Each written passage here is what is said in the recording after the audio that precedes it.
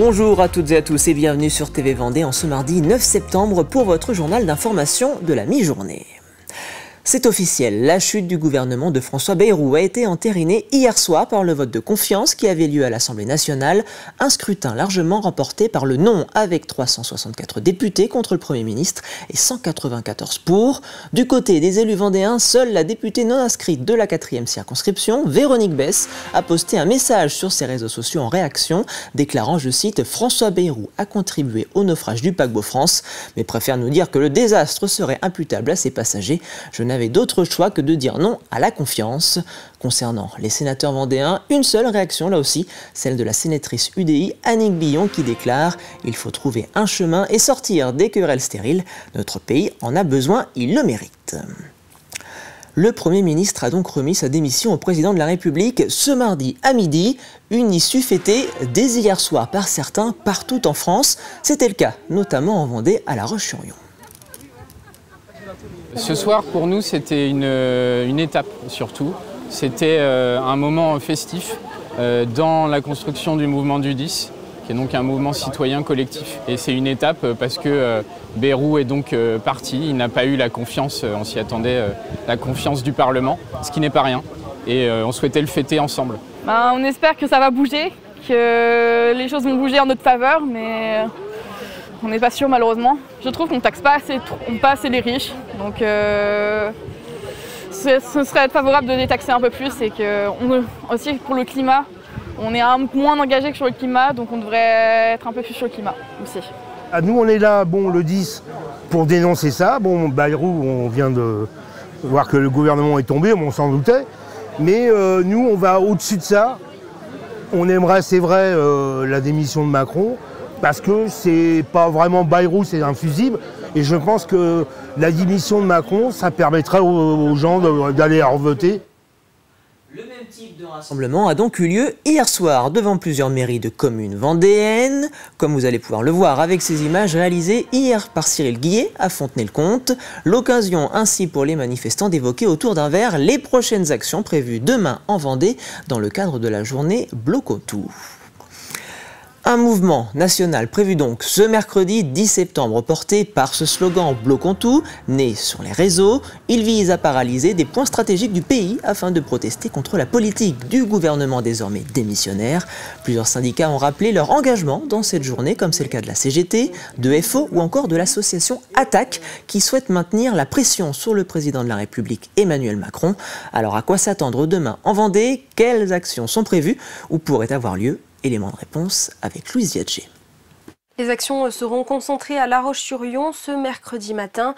De rendez-vous sont donnés à partir de 6h, 6h30 au rond-point de Sully et à celui des Odéries, proche du centre hospitalier départemental. Ces lieux seront les points de départ des manifestations ou des actions.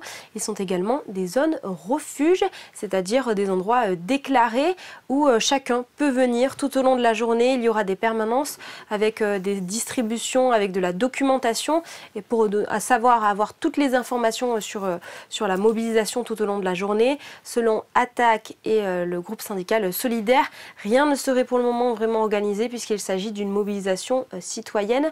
D'autres actions seraient toujours en préparation avec des groupes locaux qui, eux, se créent chaque jour. Ils sont à Chaland, à Fontenay-le-Comte ou encore à Beauvoir-sur-Mer. D'autres appels à l'action circulent sur les messageries cryptées comme Telegram. Des actions qui semblent éparpillées et les syndicats ne se joignent pas toujours d'ailleurs au mouvement. Une organisation floue qui ne permet pas de voir avec précision ce qui se prépare. Du côté des blocages, pour le moment, 2 lieux sont annoncés. Le rond-point de l'Europe, du côté des Flâneries, et le Leclerc, Actis Sud. L'idée pour les manifestants est d'occuper des endroits assez fréquentés. Des tracts seront distribués tout au long de la journée, donc ce mercredi 10 septembre. Pour rappel, le mouvement national Bloquons tout répertorie 528 rassemblements partout en France. Les manifestants veulent exprimer leur colère face au budget 2026 présenté par le Premier ministre François Bayrou. Et plus largement, Attaque Vendée indique vouloir maintenir la pression pour marquer une rupture avec la politique actuelle du gouvernement et du président de la République Emmanuel Macron. Ce lundi soir, déjà, des mobilisations se sont organisées devant les mairies à l'appel d'Attaque Vendée. C'était le cas à Labardemont, à Chaland ou encore à Fontenay-le-Comte.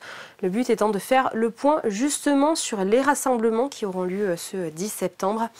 Enfin, la sécurité dans les lieux publics sera renforcée. Les forces de l'ordre des Sables-d'Olonne pourraient par exemple même venir en renfort à La Roche-sur-Yon. L'actualité en bref, c'est également cette cyberattaque qui a visé des services numériques de santé dans plusieurs régions de France, dont les Pays de la Loire ces derniers jours. L'alerte a été confirmée par le groupement d'appui au développement de la e-santé en lien avec l'ARS et les autorités nationales. Les pirates ont usurpé l'identité d'un professionnel de santé pour accéder illégitimement à certains systèmes. Cela a entraîné une violation de données personnelles, mais uniquement des données administratives. Aucune donnée médicale ne serait concernée. La prise en charge des patients n'est donc pas impactée. Des mesures de sécurité ont été prises immédiatement et une information sera envoyée aux personnes dont les données ont été compromises. Il est important de rappeler qu'aucun professionnel de santé ne vous demandera vos informations personnelles par mail, téléphone ou SMS. Quand la passion permet de faire de bonnes actions, c'est la mission qu'a remplie l'association Les Motards du Littoral de Saint-Vincent-sur-Jard. Ce samedi 6 septembre, une soixantaine d'entre eux étaient réunis sur la place de la mairie au départ d'une randonnée solidaire d'une centaine de kilomètres à travers la Vendée.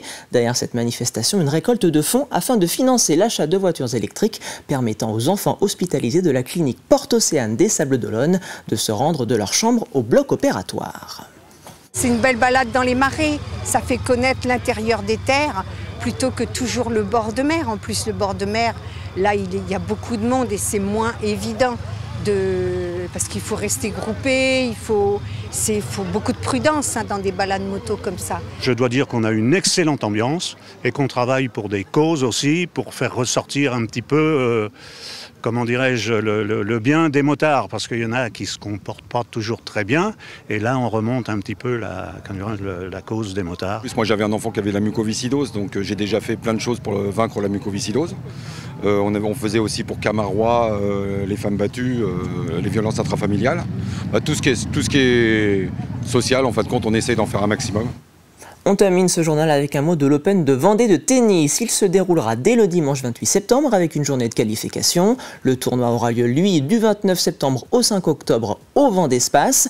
Pour cette édition 2025, nous connaissons les joueurs participants. 2 joueurs du top 100 frôleront les cours. Côté français, le vainqueur de l'édition 2014, Pierre-Hugues Herbert et Hugo Gaston seront les têtes de série.